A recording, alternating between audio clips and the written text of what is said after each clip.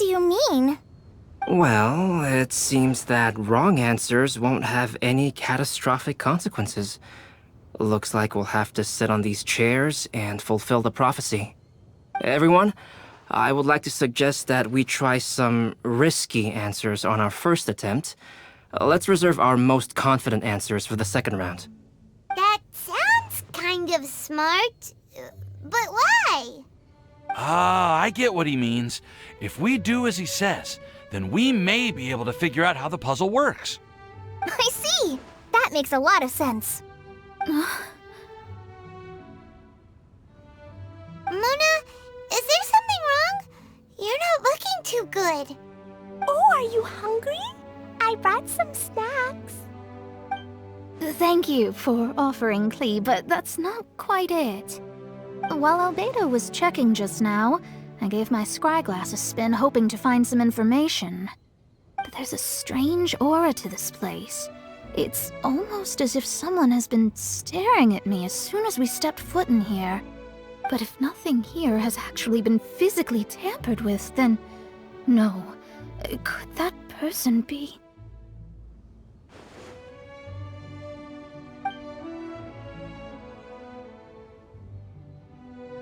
What do you mean, Mona? Who could it be? Never mind. It's not like I've got any proof. Don't leave us on the edge like this, Mona. I'll just do what Albedo said.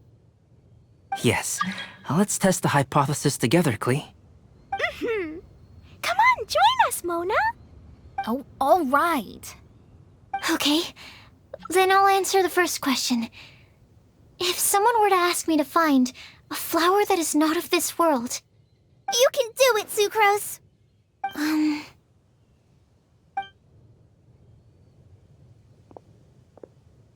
Then I would fetch a tetragenic sweet flower. Alright, I'm up next. My part of the prophecy is to find a guide who will never get lost. Kale, I hope you found your answer. My answer is that I will be that guide. For a long time, I have been guided by others. It's taken me a while, but I finally made it to where I am today. Although I still haven't made a name for myself, and I'm still quite immature, I would still like to put my name forward. Because I would like to become a guide that can help others. I want to help others the same way Amber, Master Tainari, Sino, and everyone else helped me. Now it's my turn to pass on the gift that I've been given. All right, it's up to me to answer the third part. I'll submit myself as one who would never lie. Although I've never really had any other virtues or talents, I'm confident that I've always been an honest person. I'd like to thank everyone, too, for giving me this opportunity to validate myself. And last but not least, I will answer the final part of the prophecy. There's no tale more befitting the title of a legend that never ends than our fates as human beings. Wait! The lantern just lit up! Whoa! All four sides of the lantern are glowing! Huh? But...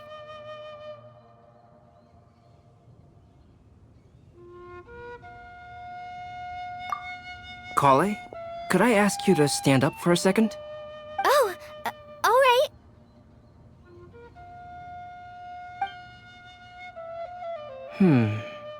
Huh? What's going on? Why is it lighting up regardless of who's sitting in the chair? Didn't it say we have to answer all the questions correctly? It's pretty clear now, isn't it?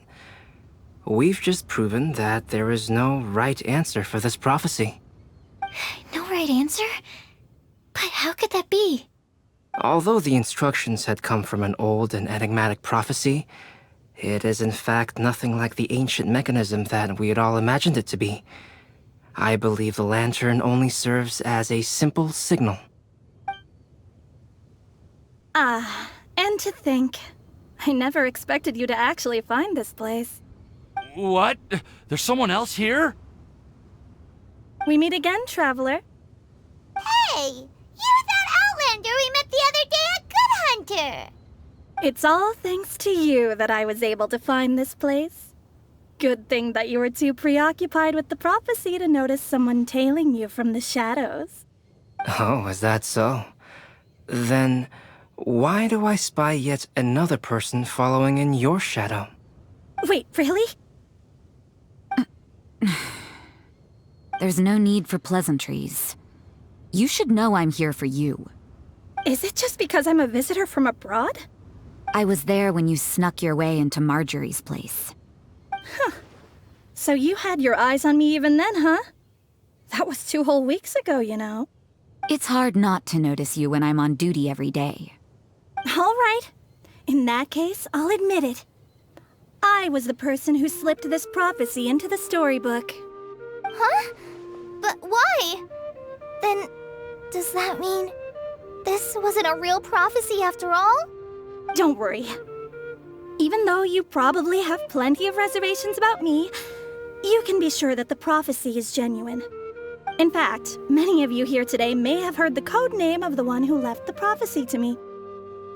She hailed from an ancient assembly of powerful women, each of whom used a single letter to signify themselves. Who would have guessed? It seems that power was indeed left behind by the old hag after all. Ah, so you're B's student. It's an honor to meet you. I am Scarlet, the successor of Jay. Well, what are you talking about? It's a long story, but I'm not quite sure that I'm the best person to tell it. Since you've all spent so much time and energy trying to decipher this prophecy, you must also be very interested in the secret behind this lantern, no? The lantern has already been lit. Now then, please allow me to disturb your happy peace. Huh. Why did this little thing just light up? How strange. Hello? On the other side of the lantern. Can you hear me over there? Mom? Oh, I hear many youthful voices. Madam, I am Scarlet, the successor of Jay. Oh, since we've last gathered, Jay's successor has already become so reckless and bold. Unbelievable. Wait. Why are you talking just like the old hag? Old hag? Who would dare say that? Is that Mona? Who are you? Who dares imitate my master? And what of imitation and mimicry? It has always been a fool's errand to mimic and learn from humanity. Aunt Alice, I'm here too. Mom, why are you trying to talk like other people? So I see everyone's here. Well then, my warmest greetings, everyone. Miss Alice, why would you... Well, it's been many years since this lantern last lit up. You can't blame me for thinking that one of the old friends from my youth may have decided to catch up again. Why she sounds so coy all of a sudden? And if I recall correctly, we left this lantern in the care of the Animo Archon Barbados. You must be commended for uncovering an artifact entrusted to the god of wind himself. Tell me, are you sitting around my beloved tea party table? It's a really long table. Oh, so you are. I suppose this means even the Animo Archon has granted you entry to this place. Was all of this Scarlet's doing? Wait. Paimon's completely lost now. So what was this assembly you were talking about earlier? Oh, Miss Alice, would it be all right to leave the explanation of that to you? Well, you should be rewarded for making it all the way up here and activating the lantern. Now then, let me tell you a long and ancient story. Ever heard of the Hexenzirkel? As the spooky name suggests, it's a secret society. Once upon a time, it even challenged the Animo Archon himself. But he replied, "Let us make music, not war, and resolve our conflicts through song." From then on, the mages would only ever convene in the woods, in the skies, on the edges of cliffs. At these tea parties, they discussed their stories and secrets and resolved their differences, as the tea and cakes bore witness to their pledge never to fight amongst themselves. Yesterday, I snuffed out the life of my beloved. He had grown old and was extremely sick. He loved me dearly, so I took his fate in my hands and ended his pain. I'm raising a son. Of all the children I had, he's the only one left. But I suppose that still makes me a mother. My lifespan is nothing compared to yours, so I wish to leave you with my storybook. Actually, maybe you can pass it on to your children one day. Oh, this looks interesting. Let me scry. My dear sisters, we mustn't let prophecies threaten our bonds of friendship. Even the most frightening witch was once a little girl, and growing up can be so tough. Sometimes we all need to vent our troubles to the wind. Even if the nations go to war, or the sky falls down, the mages' tea parties shall forever be held around this table.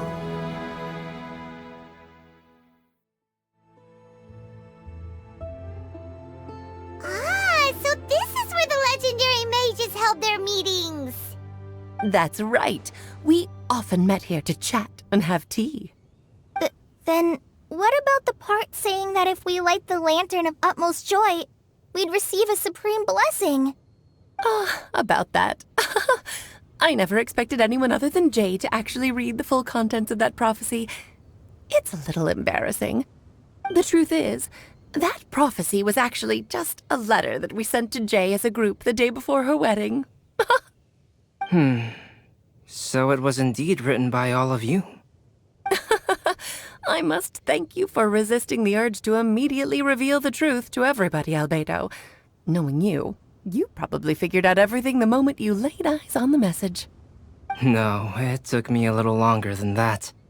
A flower that is not of this world, a guide who will never get lost, one who would never lie, and a legend that never ends. These 4 descriptions signify 4 individual mages.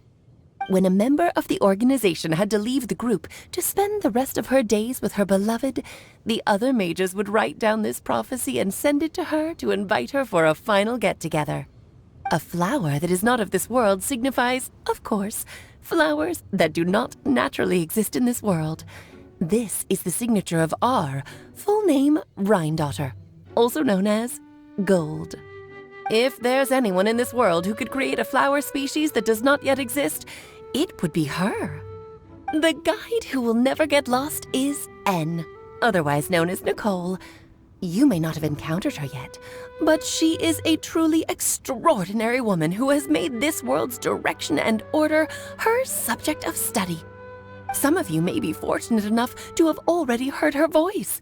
Like a prophetess, she will only speak to guide people toward the truth when a change has occurred in the world. She has a tendency to suddenly speak in someone's mind without any warning.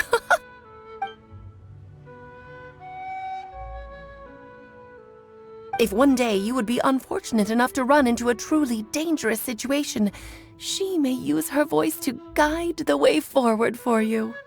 Who would have guessed that there are so many mysterious women in this world and that they would all know each other?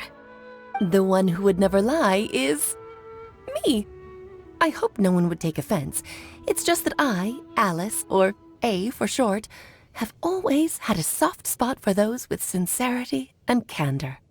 As for a legend that never ends, you may not know M in person, but you've likely encountered one of her works. Have any of you ever read The Boar Princess? Huh? I'm pretty sure every child in Mondstadt has read that book. It's also one of my favorite stories. M was an exceptional human writer who used her prose to teach me the meaning of grief. Don't you think such a person would deserve a seat at the mage's table? Paimon's getting more and more lost. It may sound hard to believe, but I can attest to everything that Alice has said. Jay was also a mortal who aged and passed on, leaving her title to her students and followers.